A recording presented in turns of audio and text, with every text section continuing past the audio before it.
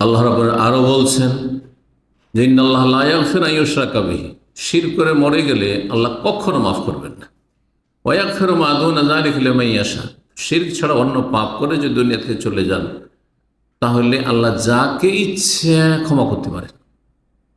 সাজা শাস্তি দিয়েও ক্ষমা করতে পারেন, বিনা সাজা শাস্তি তো আল্লাহ মাফ করে দিতে পারেন। কিন্তু শিরকের গুনাহ নিয়ে বিনা তওবায় বিনা ইমানে চলে যান, মাজারে সেজদা করলো, মূর্তিকে সেজদা করলো, আল্লাহর সাথে শরীক স্থাপন করলো বিভিন্নভাবে, হ্যাঁ, আর তারপরে জিন শয়তানকে ডাকলো, হ্যাঁ, ইয়া গৌস আজম মদদ বললো, ইয়া খাজা মদদ বললো, ইয়া শাহজাল মদদ বললো, ওই অবস্থায় ওই বিশ্বাস নিয়ে ওই আমল নিয়ে আল্লাহর কাছে চলে গেল, এটাই ধর্মকর্ম।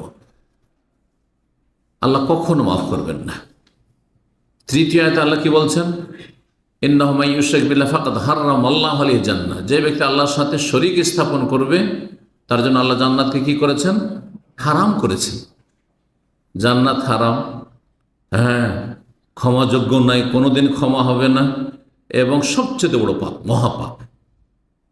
অথচ সেটাকে যারাই করে এমন কোনো একজন মানুষও পাবেন না যে এই শিরকের ধর্মকর্ম করে, মাজার পূজার ধর্মে বিশ্বাসী, পীর পূজার ধর্মে বিশ্বাসী, মূর্তি পূজার ধর্মে বিশ্বাসী, আর সেটাকে বলবে যে এটা অপরাধ করছি, বলবে সওয়াবের কাজ করছি, বড়ই নেকির কাজ করছি, এর মাধ্যমেই হ্যাঁ জান্নাত যাব।